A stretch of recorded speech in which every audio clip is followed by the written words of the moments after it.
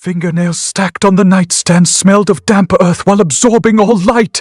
Each nail was embedded in the wood grain like tiny tombstones, the pale tips clawing upward as if trying to escape the dark, sunken depths of the nightstand. The hotel room smelled of cold Siberian air and old disco-era carpet, a scent like wet parchment and forgotten parties. I could hear the vintage film projector hum from the hallway, a low, rhythmic thrumming that vibrated through the floorboards, a sound like a dying machine trying to remember itself. My breath fogged in the air. Each exhale a white plume that vanished before it hit the frost-rimed window. The cellar door was welded shut from the inside, the metal glowing faintly with a heat that shouldn't exist in this weather. I gripped the pry bar, the cold metal slick with condensation, and pushed. The bar scraped against the weld with a sound like rusted nails dragging across glass, a high-pitched shriek that made my teeth ache. The metal groaned, resisting, then cracked with a sound like a bone snapping. I pushed harder, my knuckles white, the hum of the projector blending with the metallic rasp of the weld giving way. The cellar door swung open with a sound like a wet cloth tearing. Inside, the air smelled of earth and decay. And there on the nightstand, fingernails embedded in the wood grain, each one a tiny pale dead thing absorbing all the light around them. The cat appeared, its face completely featureless, no mouth, no nose, just smooth, pale skin. It tilted its head, and a voice not its own. But a dead woman's voice echoed in the room, distorted by the projector hum. The door was welded shut from the inside. I lifted the cat. Its body was cold as Siberian ice, the chill seeping through my gloves into my bones. The cat's eyes glowed with unnatural blue, a light that didn't come from anywhere. I felt a rush of blue-bleached light, the kind that makes your vision swim, and the world began to blur. The frost on the window spread, each crystal edge clicking together like tiny glass bells forming a keyhole shape. The cat's eyes pulsed, and I saw faces in the patterns of the wallpaper faint, shifting like the wallpaper was breathing. The projector hum grew louder, a steady thrum that matched the beat of my heart. The welds on the cellar door began to melt, the blue liquid spilling over the edge of the doorframe, and then it was in my eyes. I couldn't blink. The blue liquid was in my eyes and my vision collapsed to blue. The hum of the projector filled my skull, a sound like a film reel burning, and the last thing I saw was the cat's eyes glowing blue and the frost on the window forming a keyhole. The blue hadn't fully consumed me, not yet. It clung to the periphery of my vision, a cold static that fractured the edges of things. I blinked, a useless gesture. The liquid, it wasn't water. Not exactly had coated my irises, a viscous film that felt like microscopic teeth scraping against my corneas. I lifted a hand, and the fingers weren't right. Too long, too slender, the skin stretched taut and translucent, the veins beneath glowing with that same unnatural blue, a flicker of something like panic quickly smothered. I was Holloway, Oscar Holloway, private investigator. I dealt in broken things, in the unraveling of lies. This was just another case. A particularly unsettling one, admittedly. The wallpaper, it wasn't a pattern. Not exactly. More like a wood grain mimicking faces, a subtle distortion in the faded floral design. I traced a finger across the peeling paper, and a face swam into focus, a woman with hollowed cheeks and eyes that held the same vacant blue as the cat's. It wasn't tween the paper. Not entirely. It was sweet under. It was pressed against the plaster, a ghost trying to push through. I pulled my hand away, the image dissolving, but the impression lingered, a cold spot on my skin, the cat, still cold, still featureless. It sat perched on my shoulder, a weight that felt less like flesh and bone and more like polished stone. And it was speaking, or rather Trummy voice was coming from it, a distorted, hollow echo. The door was welded shut from the inside. The projector hum, a constant companion, seemed to amplify the sound, turning it into a physical pressure against my skull. It wasn't mimicking the dead woman anymore. It was mimicking Footy, my mice. I ran a gloved hand over the cat's smooth head, searching for some seam, some indication of what it was. Nothing, just cold, smooth skin, the keys. I pulled them from my pocket, the metal frigid against my palm. A tarnished brass set, ornate and useless. Keys to a house that didn't exist, according to the client's file. A house lost to a fire, or a flood, or simply to time. I tried them on the door, on the nightstand, on the window frame. Nothing. The metal slid into empty keyholes, offering no resistance, no purchase, a pointless exercise, a gesture of defiance against the impossible, the frost. It was spreading, no longer confined to the edges of the window. Delicate, Crystalline patterns now bloomed across the glass, intricate and unsettling.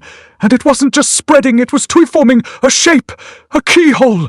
A perfect symmetrical keyhole growing larger with each passing second, the ice radiating a frigid air that made my breath catch in my throat. The cat's body vibrated against my neck, a subtle tremor that synced with the projector hum, with the beat of my heart. It felt like my bones were resonating, tuning into some dark frequency. I tried to focus on the task at hand, to apply some semblance of logic to the situation. But the blue was intensifying, leaching the color from the room, turning everything into shades of grey and indigo. The faces in the wallpaper were becoming clearer, more distinct, their expressions shifting and changing with an unsettling fluidity. They weren't static images anymore. They were fluid watching. The projector hum intensified, morphing into a grinding metallic whine. The welds on the cellar door, already cracked, began to weep blue liquid, the viscous fluid tracing paths down the metal, pooling on the floor. The air tasted metallic acrid, like burnt copper. The cat's throat pulsed, a slow, rhythmic vibration that echoed the projector's drone. It was amplifying it, channeling it, turning the room into a resonating chamber. I looked down at my hands again. The elongation was more pronounced now. The fingers were no longer fingers, not in the traditional sense. They were tapering, stretching, the skin thinning, becoming translucent, the blue veins glowing with an unearthly light. The tips were flattening, widening, becoming stumps, smooth, blue bleached stumps. I tried to clench my fist, but the muscles wouldn't respond. They were locking, fusing, the bones knitting together into a single rigid mass. The sensation wasn't painful, not exactly. It was, foot wrong, a fundamental violation of my own anatomy, a dismantling of self. The wallpaper's wood grain began to pulse, the faces within breathing, and the cat's voice, my voice rasped from its featureless head, a final distorted echo of the projector's hum. The door was welded shut from the inside. The blue was all I saw, the blue was all I felt, the blue was all that remained. The chipped formica of the bar felt slick under my gloved hand. The blue moon, it was called, a relic of the 70s, all mirrored walls and faded velvet, a place where ghosts of polyester and regret clung to the air. The projector hum, thankfully, was somewhat masked by the thumping bass emanating from the jukebox, a warped rendition of Donna Summer's I Feel Love. It wasn't a comforting masking, though, more like a dissonance, two layers of wrongness grinding against each other. The cat, still a cold weight on my shoulder, seemed to absorb the blue light. Not reflect it, not scatter it, but consume it.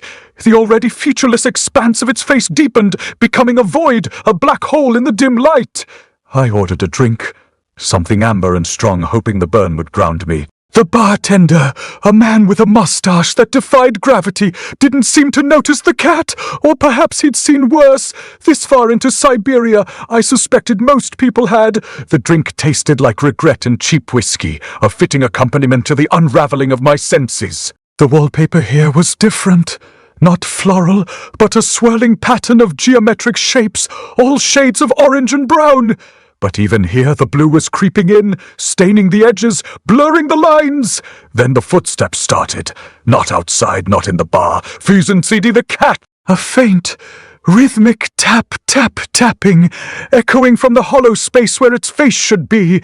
Each step was too precise, too deliberate, too small.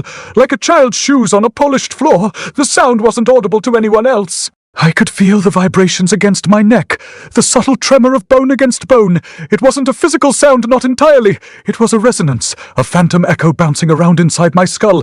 The cat's voice, my voice layered over the jukebox, distorted and fragmented. The door was welded shut from inside. The lyrics of the song warped, the syllables stretching and contorting, mimicking the cat's cadence. I scanned the bar, trying to locate the source of the sound. Old men nursing their drinks, couples swaying to the music, the bartender polishing glasses with a practiced hand. No one seemed to notice, no one seemed to hear. It was just me and the cat and the echoing footsteps. I moved towards the dance floor, the mirrored walls reflecting my distorted image back at me, multiplying my isolation. The blue was spreading, now staining the dance floor, the velvet booths, the very air. The orange and brown of the wallpaper were fading, dissolving into a monochrome wash of indigo. The footsteps grew louder, more insistent, syncing with the beat of the music, with the throb of my pulse.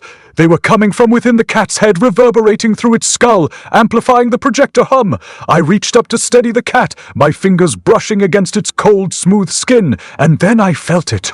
A subtle shift in the texture, a slight indentation, a miniature arch. A keyhole carved into the cat's skull, invisible to the eye, but palpable to my touch. The air crackled with static electricity. The jukebox skipped, the music grinding to a halt, leaving only the echo of the footsteps. I tried to look away, to focus on something, anything, but my vision was narrowing. The periphery was dissolving, the edges of my sight fading into a swirling vortex of blue. The wallpaper was no longer a pattern. It was a landscape, a claustrophobic maze of twisting corridors, the faces within pressing against the surface, their eyes vacant and blue. They weren't watching me anymore. They were twatching me anymore. They were becoming me. Their features were merging with mine, their expressions mirroring my own. A grotesque, distorted reflection of my own fractured psyche. The footsteps were deafening now, a relentless pounding that threatened to shatter my skull. The cat's body vibrated, a low, guttural tremor that resonated through my bones. The keyhole in its head was widening, glowing with an internal luminescence. A perfect symmetrical opening, radiating a frigid air that numbed my fingers. The blue was all-consuming, a tidal wave of color that washed over everything, obliterating form and substance. I tried to blink, but my eyelids felt heavy, fused together. The amber liquid in my glass was no longer amber. It was blue. Everything was blue. The cat's eyes snapped open, glowing with an unearthly electric blue. The pupils weren't round. They were keyholes, and as I stared into those glowing apertures, the blue expanded, consuming my vision, erasing the boundaries between reality and illusion. The footsteps stopped. The music was gone. The bar, the people, the wallpaper, everything dissolved into a swirling, endless void. There was only blue, a blinding, all-encompassing blue. It wasn't a color I was seeing. It was a color I was becoming. The blue was all I saw. The blue was all I felt. The blue was all that remained. The keys jangled in my hand like a handful of bones, cold and unforgiving. They were old-fashioned things, brass with tarnished teeth, each one unique yet seemingly useless. The hotel had assured us there was no house attached to them, but here we were, standing before an ornate door that seemed to have materialized overnight in the depths of this godforsaken Siberian forest. The cat rode on my shoulder, its featureless face rippling like water under moonlight. It felt heavy today, heavier than it had any right to be. I could feel each key's unique shape through the fabric of my pocket, a tactile map leading me towards something unknown and unwanted. I reached out tentatively, touching the door handle with gloved fingers. It was cold, colder even than the winter air that sliced through us like a blade. The cat shifted on my shoulder, its silent weight leaning into mine as if encouraging me to proceed, or perhaps warning me not to. The hinges creaked when I pushed open the door, an ancient sound echoing in the sudden silence of the forest. It wasn't just any hinge noise, it was a voice mimicked by the cat's dead mouth, reverberating within its hollow skull. The footsteps from earlier had been bad enough. But this was something else entirely. The room beyond was dimly lit, filled with shadows that seemed to breathe and shift like some alive thing. The air tasted metallic on my tongue, heavy with the scent of wet parchment, tearing apart at the seams. It reminded me of old libraries, forgotten tomes left to rot in damp corners, their secrets leaking out onto dusty floors. The wallpaper here was different too. Not floral or geometric patterns like before, but an intricate tapestry of wood grain that seemed to ripple and undulate under my gaze. I could see faces within it now, not just vague impressions, but distinct features contorted in silent screams. They were the same eyes as those on the cat's face, keyholes glowing with a cold electric blue. I took a step inside, the cat's weight pulling me off balance slightly. Its neck twisted then, like an owl turning to watch its prey, and I could feel it staring at me over my shoulder, or maybe through me. The sensation was disorienting, unsettling, as if we were two halves of some fractured whole. The breathing started again, low and rhythmic, echoing from all around us, yet nowhere in particular. It wasn't human, nor animal. It was something else entirely. Something ancient and vast, lurking just beyond the edge of sight, like a shark circling its prey. Each exhale seemed to push against my chest, forcing me deeper into the room while simultaneously pulling me back towards safety. The cat Sace began to ripple again, waves lapping at invisible shores before coalescing into something solid once more. This time, though, it wasn't just water reflecting moonlight. There were shapes within those depths, writhing forms that twisted and turned in agony or ecstasy. I couldn't tell which. I tried to look away but found myself captivated by the spectacle unfolding on the cat's face. It was like watching a film strip burn at the edges, flames licking up towards unseen real ends while screams echoed silent through empty projectors. The projector hum filled my ears again too, louder now than ever before, drowning out even the sound of my own heartbeat. The breathing grew louder still, resonating within me until it felt like my rib cage would crack open under its force. And then suddenly, without warning or mercy, everything went silent once more. The cat's face froze over completely, turning into a mirror reflecting nothing but endless blue voids. Its neck twisted further now, too, twisting almost 180 degrees so that it could stare directly at me with those glowing keyhole eyes. And from between its lipless mouth came my name, whispered in a voice that wasn't quite mine yet eerily familiar nonetheless. Oscar. It echoed around the room like gunshots fired into empty spaces before fading away into nothingness once more, leaving behind only silence and an overwhelming sense of dread. The blue was thickening. Not in the sky, though the sky was a bruised, fading thing above the trees, but 20 everything. It leached from the snow, stained the bark of the birches, and now impossibly seemed to emanate from the cat itself. The featureless plane of its face wasn't smooth anymore. It wasn't even a surface, not in the way I understood surfaces. It was shifting, like looking at heat rising off asphalt but colder. The patterns weren't random, they were currents. Deep, abyssal currents swirling with phantom kelp and the ghostly outlines of things that shouldn't be. Each step I took crunched into the snow, but the sound was swallowed, muffled by a pressure in my ears. It wasn't silence, exactly. It was as if the forest itself was holding its breath, waiting. The cat's weight felt different now, not just heavy but fluid, like carrying a water-filled sack, the shape constantly adjusting to the contours of my shoulder. Its paws, when they shifted, didn't make the soft pad of a normal feline. It was a hollow tapping, a brittle clicking that resonated with the projector hum, now a constant companion in my skull. The footsteps, they were back, not behind me, not exactly, beneath me, or maybe within the cat, traveling up through its spine and into my own. Each echo was a heartbeat too slow, a rhythmic pulse that didn't align with my own, pulling at the edges of my sanity. I risked a glance down. Nothing, just the pristine snow, disturbed by our passage.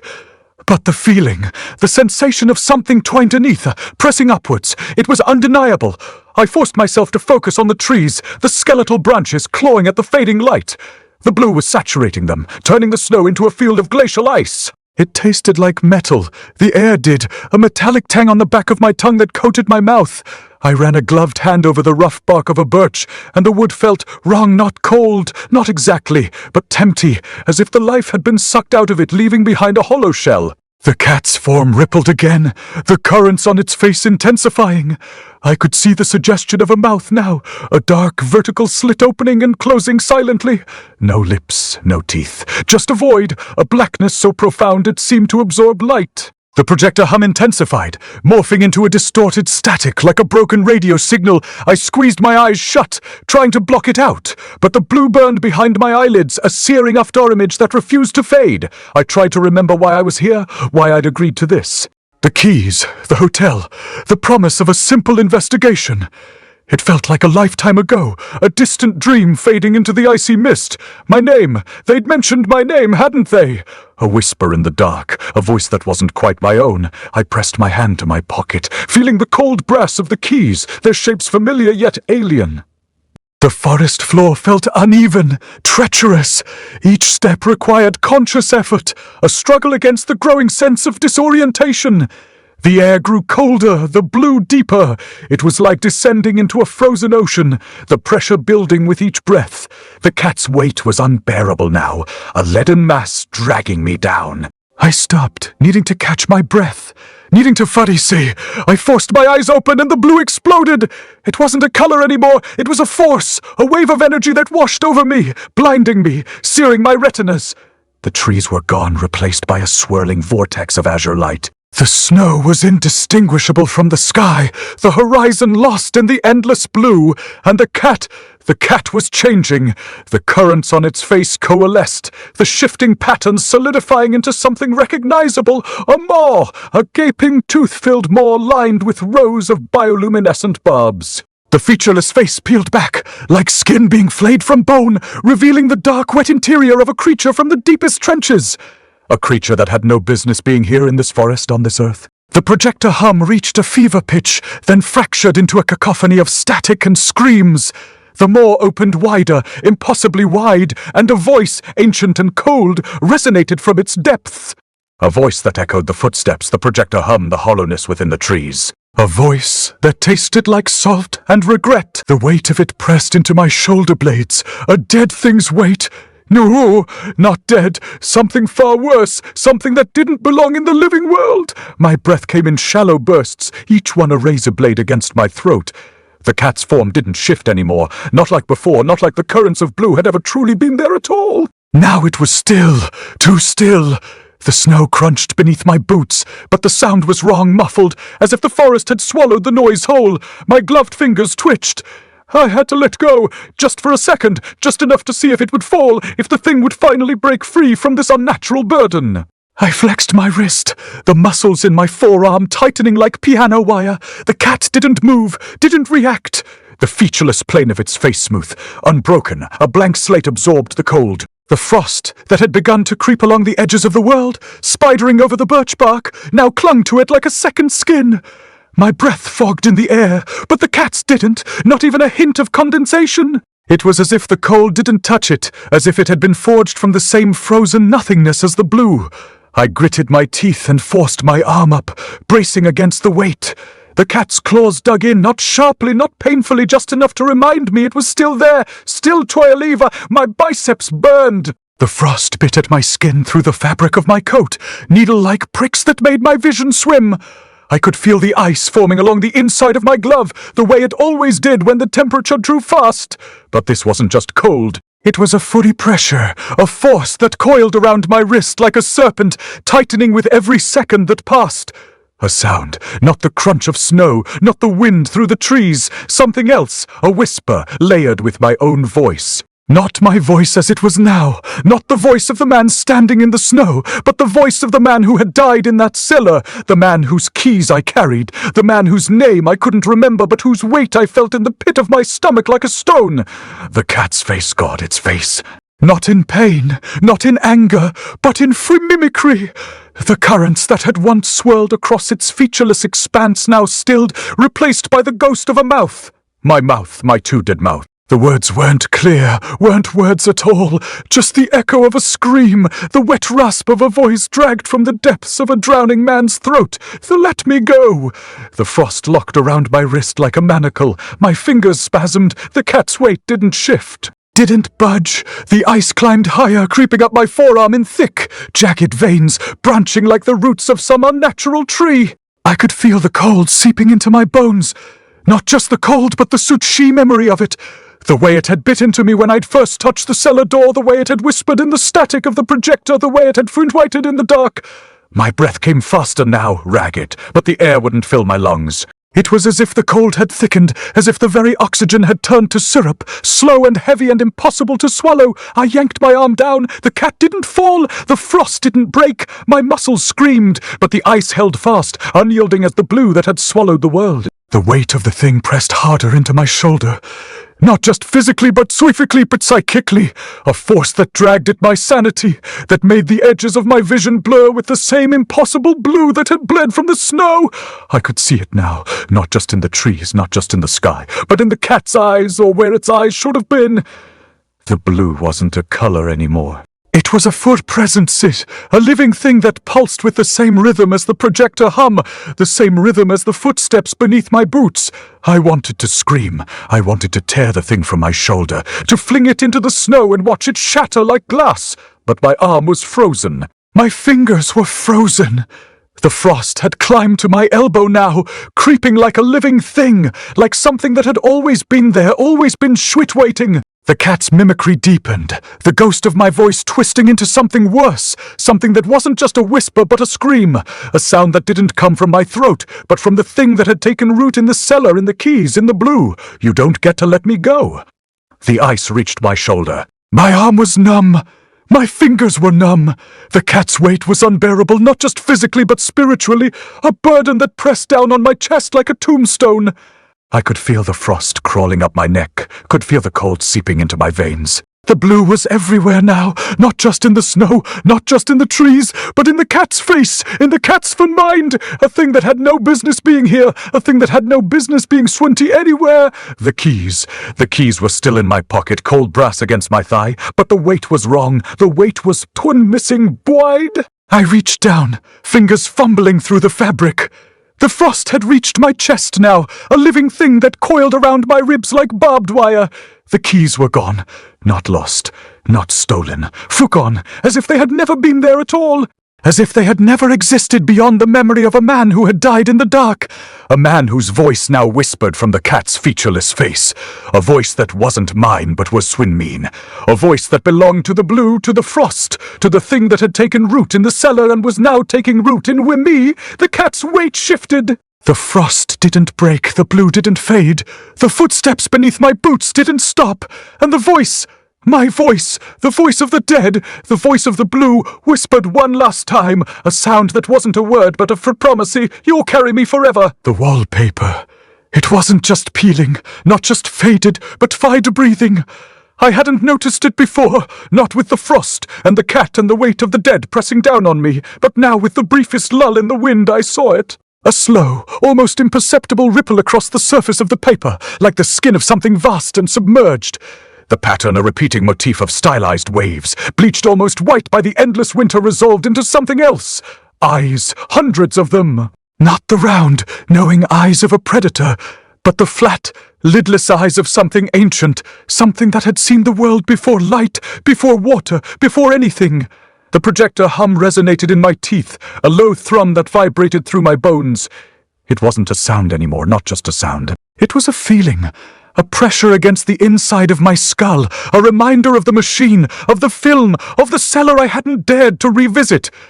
The blue, of course. It was in the wallpaper now, bleeding into the white, staining the waves with a color that wasn't a color but a fudalack, a void that swallowed the light. I blinked, forcing my eyes to focus. The eyes didn't disappear. They didn't waver. They just watched. I ran a gloved hand across the wall, the rough texture of the paper scraping against the leather, cold, damp. The air in this cabin was always damp, even with the stove burning. It clung to everything. A film of moisture that amplified the rot, the decay, the sense of being buried alive. The cat's weight settled deeper, into my shoulder, a leaden anchor pulling me towards the floor. The cat, it wasn't looking at me. It wasn't looking at the windows or the trees or the swirling snow. It was looking at the wallpaper. And its face, that smooth, featureless plane, was shifting. Not in the violent, unsettling way it had before, but subtly, almost imperceptibly. The waves of blue that had once rippled across its skin were gone, replaced by a mimicry of the wallpaper's pattern. The flat expanse of its face began to undulate, the surface twisting and folding, mimicking the stylized waves. It was as if the paper itself was flowing onto the cat, reshaping its form. A prickling sensation on the back of my neck. I turned slowly, scanning the room. Nothing. Just the shadows, lengthening in the fading light. The wind picked up, whistling through the cracks in the cabin, a mournful cry that echoed the projector hum. I could taste metal, a faint coppery tang on my tongue, the same taste I'd had after touching the cellar door. The cat's weight increased. It wasn't a physical weight anymore, not just a physical weight. It was a pressure, a force that pressed down on my chest, squeezing the air from my lungs. I tried to breathe, but my throat felt constricted. The air was thick, heavy, saturated with the scent of pine and something else. Something acrid, something ancient, something that smelled like the bottom of the sea. The cat's mimicry intensified. The waves on its face were more defined now, more pronounced. The blue was deeper, more vibrant, more fouche-à-l'effet. It wasn't just mimicking the pattern, it was becoming the pattern. My vision blurred. The edges of the room softened, dissolving into the same swirling blue. The eyes on the wallpaper seemed to multiply, to press closer, to bore into me with their silent, unwavering gaze. I stumbled backwards, bumping into the small table, sending a stack of books tumbling to the floor. The sound startled me, a sharp crack against the quiet, but it didn't break the spell, it didn't shatter the illusion. The cat's limbs, they were changing, not growing, not extending, but tree-shaping. The sleek feline form was becoming elongated. The legs stretched, becoming impossibly thin, the bones lengthening, the muscles contorting. The paws broadened, flattening into something that resembled hands. The fur seemed to dissolve, the skin becoming smooth, almost translucent. It wasn't a painful transformation, not visibly. It was a slow, deliberate reshaping, a twisting of flesh and bone that defied the laws of physics, the laws of nature. I tried to scream, but no sound came out. My vocal cords felt frozen, paralyzed. My eyes darted between the wallpaper, the cat, and the space between. The projector hum pulsed, growing stronger, filling my head, drowning out everything else. The blue was everywhere now, consuming the room, consuming me. The eyes on the wallpaper were no longer just watching, they were fear-reaching. The cat's front limbs were fully transformed now. Long, slender arms ending in delicate, 5-fingered hands. The blue flowed from the wallpaper, seeping into the cat's flesh, merging, blending, becoming one. The creature's head tilted, and I saw for the first time a semblance of a neck, a long, graceful curve that mirrored the waves on the wallpaper. It was no longer a cat, not entirely. It was something else, something other. The cat's arms reached for me, the long, slender fingers curling, flexing. They weren't reaching out, not exactly. They were growing towards me, extending, elongating, weaving into my arms, becoming one with my flesh. The frost on my skin burned, a searing cold that spread through my veins. I could feel the cat's blue seeping into me, into my bones, into my blood. My arms twisted, contorted, the muscles screaming in protest. The wallpaper's waves now ran along my veins. The projector's hum was inside me, vibrating in my core. I looked down at my hands. The skin was shifting, the flesh becoming translucent, the blue spreading, consuming. The fingers elongated, twisting, becoming. The cat's body pressed against mine. The two of us merging, blending, becoming one. The boundaries blurred, the lines dissolving. The cat was me, and the eyes on the wallpaper, they smiled. The fur, it wasn't T-fur anymore, not really. It was a membrane, a second skin stretched taut over bone and sinew, a canvas of shifting blue. The cold, the searing frost that had clung to my skin moments ago was gone, replaced by a damp chill that permeated the very marrow of my being. The metallic tang on my tongue intensified, coating my mouth with a film of brine and something else, something ancient. The projector hum resonated not just in my skull, but through me, a constant thrumming that vibrated my very existence. I tried to move, to shake off the merging, the blending, but my limbs felt alien, unresponsive. They were sore. See now, the cat is elongated and twisted into a mockery of feline grace. The sensation was not painful, not precisely. It was a violation, a profound sense of wrongness that settled deep in my gut, a cold stone of despair. Hushoska, Asteriska, a voice whispered, a voice that wasn't mine yet was inextricably linked to mine, a dead voice echoing from the depths of the wallpaper sighs. You are one with us now. Asterisk, I looked down, or what I perceived as down, at my hands. The fingers were long, slender, tipped with claws that scraped against the floorboards with a faint fitch-scritch, scritchy, that echoed in the confined space. The skin was translucent, the blue veins pulsing beneath the surface, a roadmap of something vast and unknowable. I flexed the fingers, the movement jerky, unnatural. The cat instincts, its reflexes were overriding my own, taking control. A tremor ran through my body, a low, guttural vibration that resonated in my chest. The room swam, the edges blurring, the wallpaper, as eyes pressing closer, their gaze relentless. The blue was everywhere, consuming the light, the shadows, the very fabric of reality. It wasn't just a color anymore. It was a force, a presence, a consciousness that enveloped me, suffocated me. The scent of pine and decay intensified, mingling with the coppery tang of blood and the acrid smell of the deep sea. "Toy, Oscar," Asterisk, the dead voice whispered again, closer this time, inside my head, embrace the change. Asterisk, I tried to resist, to cling to the vestiges of my former self, but the merging was inexorable, a tide that swept away everything in its path. Memories flickered, fragmented, distorted.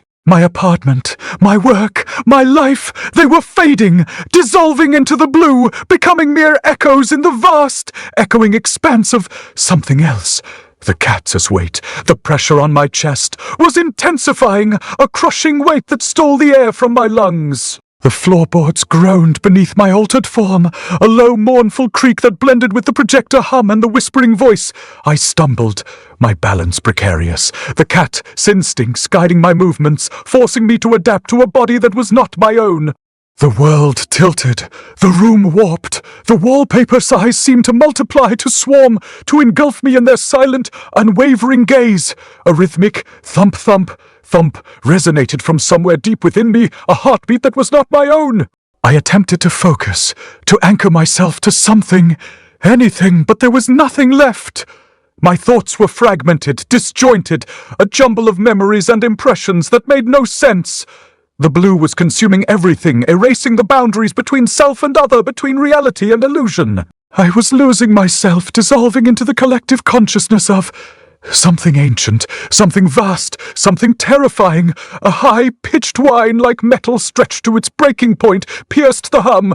The cat's face, or what I perceived as my face, felt different. The smooth, featureless plane was shifting, contorting, mimicking the expressions of the wallpaper's eyes. A slow, deliberate smile spread across the surface, a mockery of human emotion. "Thule you are becoming, asterisk," the dead voice whispered, laced with an unsettling amusement. "You are becoming one of us. Asterisk," the room spun, a vortex of blue and shadows, and I felt myself falling into the abyss. A metallic clang resonated, sharp and jarring, followed by the grinding of rusted metal, the cellar door. I felt it, a sudden, visceral awareness of its presence. It was closing. I tried to stop it, to force it open, but my limbs were unresponsive, guided by an alien will. The grinding sound intensified, the metallic rasp echoing in the confined space, a death knell that sealed my fate. The blue intensified, a blinding wave that washed over everything, erasing the last vestiges of my former self. A final desperate thought flickered. Asterisk number, asterisk thicklick, asterisk the cellar door slammed shut, welded from the inside. The hum became a roar. The blue, absolute. Chapter 9. The metal was cold against my skin, not the cold of frost, but the cold of something older, something that had long since forgotten warmth. My fingers twisted, elongated into hinges, their tips blunt and unyielding as the edge of a chisel. The door was me, and I was it, a slab of rusted iron with a lock that whispered in a dead man's voice. The key turned with a shish, like a blade through silk, the mechanism groaning as if it had not moved in decades. I remembered the weight of the cat, its featureless face pressing against my chest, the way its voice had slithered into my skull like a worm through rotted wood. "You are becoming..." The words echoed now in the metal, vibrating through the bolts that held me in place. The lock clicked, the tumblers aligning with a wet thuthed snap, and I felt, no, I was seeing the door swing inward. The hinges screamed, a high, keening wail that drowned out the projector's hum. The cellar yawned before me, its depths a void of blue, pulsing like a living thing. The air reeked of ozone and salt, the scent of something drowning in the dark. Footsteps, not mine, never mine. They echoed in the corridor, too many to count, too loud for the space. Scritch of claws on concrete, the dud of something dragging itself forward. I wanted to turn, to see, but I was the door, and doors do not look. They only open, they only yield. The footsteps stopped. A breath, shallow and ragged, pressed against the other side of the metal. Fingers cold, trembling, traced the outline of the keyhole. The lock whined, a sound like a dying animal, and the dead voice slithered out again, this time softer, almost tender. "For Oscar, the name was wrong. It was mine, and yet not." The cat's voice had never been mine. But now it was mine again, or something like it. Something that had been stolen and returned in a warped reflection. I wanted to scream, to deny it, but the door could only groan in protest as the key turned. The lock released with a clank, the tumblers falling into place with a finality that felt like a blade between my ribs. The door opened, Not all the way, never all the way. The hinges held me fast, but the space beyond widened, just enough for a hand to slip through. Pale fingers veined with blue curled around the edge of the frame. The skin was translucent, the veins pulsing like weak hearts. The hand trembled, not from cold, but from something older, something that had forgotten how to be still. "You're still here," the voice whispered, and I realized with a jolt of horror that it was my voice, or what was left of it. The cat's mimicry had not been a theft. It had been a gift, a loan, a temporary surrender of self. And now it was returning, piece by piece, like a corpse reassembling itself in the dark, the hand pulled back. The footsteps retreated, fading into the blue, but not before I caught the glint of something in the dim light. A set of keys, their teeth sharp and gleaming. They fit the lock. They fit when the cellar door slammed shut. Not from the outside, not from any will but my own. The metal shuddered, the bolts trembling as if trying to escape. The lock clicked again, the dead voice hissing like steam from a broken pipe. "You were never the door!" The keys pressed against the other side of the metal, their teeth scraping against the surface with a sound like nails on glass. "You were never the cat. I was something else entirely, and the blue was waiting." The projector hummed, a steady drone like a bee trapped in glass, cutting through the forest's sudden silence. I felt the blue first, not as color, but as a pressure behind my eyes, a heat that burned cold. It seeped from the trees, turning the pines into jagged smudges of indigo. My paws, still human but reshaped into something sleek and sharp, pressed into the frozen earth. The forest was gone. Only blue remained, pulsing, swallowing the world in its sickly glow. I tried to remember Oscar's face, but the blue burned it away. Instead, I saw the pattern in the bark of the nearest tree, a swirl of shadow that twinned to see a mouth, a nose, a smile. The sensory anomaly flared, faces in the wood grain laughing with teeth of broken glass. I shook my head, but the faces multiplied, their mouths opening in silent screams. The projector hummed louder, a mechanical counterpoint to the blue's crackling hunger. Snap, hissy went the projector, like a zipper tearing through skin. My own face. No, the cat's face was smooth, featureless, no mouth, no nose, just the curve of skin where features should be. Yet the blue light caught the edges of my cheeks, and I felt the ghost of a smile. It wasn't there, but the light made it seem there like a shadow painting itself on water. I tried to frown, but the blue pulled the corners of my face upward. The sensation was wrong, like my jaw had forgotten how to move. The smile wasn't mine, it was the forest's. The blues the projector hummed on, a steady whir-click eye like a clock counting down. I lifted a paw, tracing the air where the sound came from. My fingers, still long, still human, touched nothing, just blue. The forest wasn't burning, it was dissolving. The trees melted into the blue, their trunks turning to liquid light. I could hear the sound now. A high, wet shush, shush, as the forest unraveled like paper soaking in ink. The blue deepened. It pressed against my eyes, a physical weight. I could taste it, copper and ozone, the sharp tang of a lightning strike. My vision blurred at the edges, the blue bleeding into my sight. I saw the projector's light, a tiny circle of white on the forest floor, but the blue swirled around it, eating the light. The hum became a thrumming in my bones, a vibration that made my teeth ache. I tried to turn away, but the blue held me. It was inside me now, not just outside. The forest was gone, the trees were gone. Only the blue remained, and the projector's drone, whir, click, whir. I felt the keyhole in my chest, the lock that had turned with a snap. But now it wasn't a door, it was a lens, and the blue was burning through it. My eyes burned, not with pain, but with light. The blue wasn't just tweeting the forest anymore, it was tweeting we. It filled my head, a roaring heat behind the eyeballs. I saw the last of Oscar's eyes, a flicker of fear, a ghost of the man who'd carried me through the cellar, then the blue consumed it. The projector hummed, a final photo before the sound cut off. The forest was gone, the trees were gone, only the blue remained, and the taste of copper on my tongue. The blue burned the last of Oscar's eyes. It was over. The blue smiled.